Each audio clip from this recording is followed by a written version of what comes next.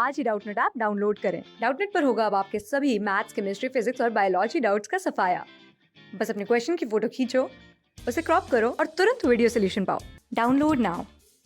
सवाल यहाँ पे कह रहा है why does ozone hole from over Antarctica, यानी कि जो हमारा ओजोन होल है वो क्यों फॉर्म हो रहा है हमारे अंटार्कटिका रीजन के ऊपर।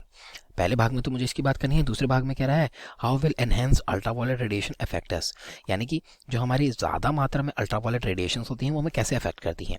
क्वेश्चन के पहले भाग में बारे में बात कर लेते हैं। सबसे पहले देख लेते हैं ओजोन होल के बारे में कि ओजोन होल क्या होता है। अगर मैं बात कर रहा हूँ ओजोन के बारे में तो इसका मॉलिक्यूलर फॉर्मूला होता है O3। हाँ जी, जैसे हमारी ऑक्सीजन O2 होती है, ओजोन हमारी O3 होती है। ओजोन जो है उसके दो रोल होते हैं, एक तो हमारे ये अलग अलग जगहों पर देखने को मिलती है। एक तो मेरी एटमॉस्फेयर की लेयर होती है जिसको बोला जाता है ट्रोपोस्फेयर। हाँ जी, ट्रोपोस्फेयर जो होती है जहाँ पे हमारे सबसे नीचे वाली जो हमारी एयर है, जहाँ पे हम एयर को ब्रीथ करते हैं हम ह्यूमंस या फिर अदर एनिमल्स और प्लांट्स, तो वो हमारी ट्रोपोस्फेयर वाली लेयर होती है। तो अगर मेरी ओजोन ट्रोपोस्फेयर के अंदर प्रेजेंट है तो ये एक्ट करती है एज अ एयर पोल्यूटेंट, यानी कि हमारे लिए ये एक एयर पोल्यूटेंट होती है और हमारी अच्छी नहीं होती यहाँ पे इसकी प्रेजेंस। लेकिन जो ओजोन होती है वो साथ ही साथ में हमारी एक स्ट्रेटोस्फेयर की जो लेयर होती है ये हमारी थोड़ी ऊपर होती है। स्ट्रेटोस्फेयर की लेयर में अभी हम जो लेयर होती है उसके अंदर भी हमारी ओजोन देखने को मिलती है। तो जो ओजोन अगर स्ट्रेटोस्फेयर की लेयर में प्रेजेंट है तो ये किस प्रकार की होती है, ये होती है हमारी गुड ओजोन। हाँ जी, तो हमें बात करनी है गुड ओजोन की। अब होता क्या है, स्ट्रेटोस्फेयर की लेयर के अंदर ये प्रेजेंट होती है तो इसको गुड ओजोन क्यों बोला जाता है, इसलिए बोला जाता है कि हमारा जो सन होता है, जो हमारा सन है वो क्या करता है, वो एमिट करता है हमारी रेडिएशंस को, यहाँ से आती है हमारी रेडिएशन। अब मैं बात करूँ कौन से टाइप की रेडिएशंस की, तो यहाँ पे पर्टिकुलरली मैं बात कर रहा हूँ यूवी रेडिएशंस की, यानी कि और भी कई सारी रेडिएशंस आती हैं बट मैं अगर बात कर रहा हूँ यूवी रेडिएशंस की।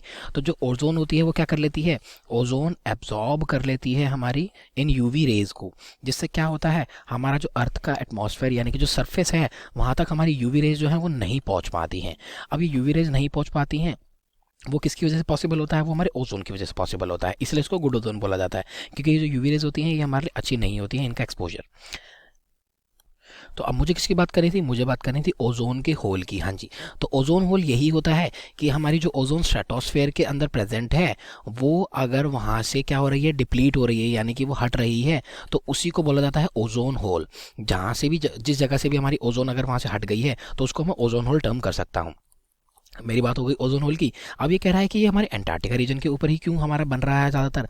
सबसे पहले बात कर लेता हूँ अंटार्कटिका के बारे में। अंटार्कटिका क्या है, ये हमारा क्या है, ये विंटर क्लाइमेट्स होते हैं यहाँ पे। विंटर नहीं बोलूँगा मैं, कोल्डर बोलूँगा यहाँ पे। हाँ जी, यहाँ पे कोल्डर कंडीशंस देखने को मिलती है, लेकिन यानी कि यहाँ पे बेहद ही ज़्यादा ठंड होती है।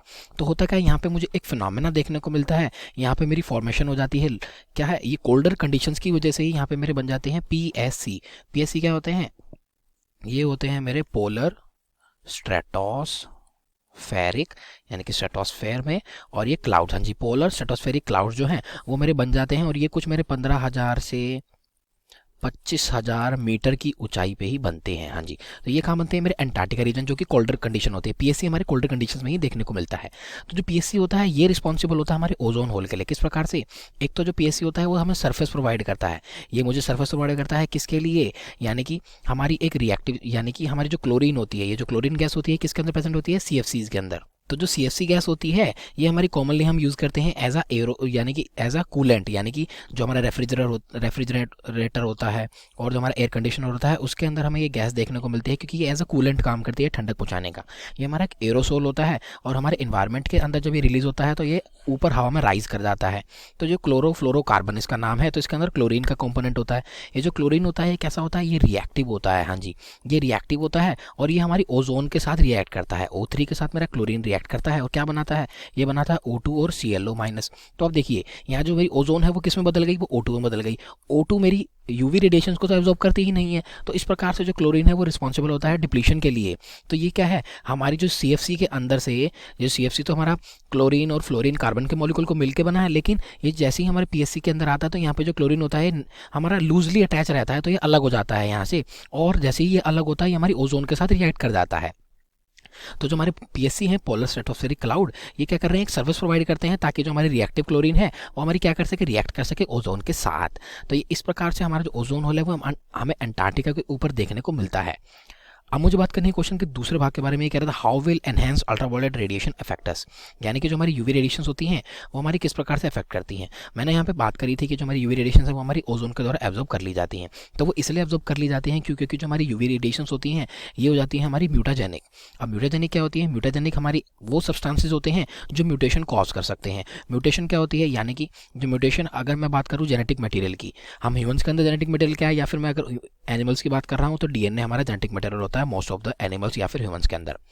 तो डीएनए का फॉर एग्जांपल मेरी जो सीक्वेंस है, आपको पता है न्यूक्लियो बेसिस से बना होता है डीएनए, तो मेरी सीक्वेंस AGCA है। तो म्यूटेशन क्या करती है? म्यूटेशन इस सीक्वेंस को चेंज कर देती है। फॉर एग्जांपल यहाँ पे AGCA था, ये नॉर्मल कंडीशंस में था, म्यूटेशन हुई तो क्या हुआ, मेरा जो G है वो डिलीट हो गया। तो अब देखिए आपके सीक्वेंस बन गई, अब ACA बन गई। तो कुछ इस प्रकार से ये जो डिलीशन है ये हो सकता है हमारी बॉडी के लिए हार्मफुल हो, इसीलिए जो हमारी यूवी रेडिएशन होती है म्यूटाजेनिक होती हैं, म्यूटेशन कर देती हैं, और ये हमारी म्यूटेशन जो है वो हार्मफुल हो सकती हैं कई बार।